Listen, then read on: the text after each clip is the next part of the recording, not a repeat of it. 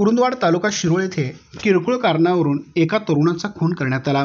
अक्षय दीपक चव्हाण, वय वर्ष 26 असे त्याचे नाव आहे।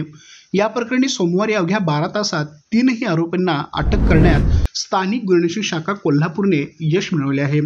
सिद्धार्थ चौकामध्ये काल रात्री एकमेकाकडे रागाने बघण्याच्या कारणातून भांडणे झाले।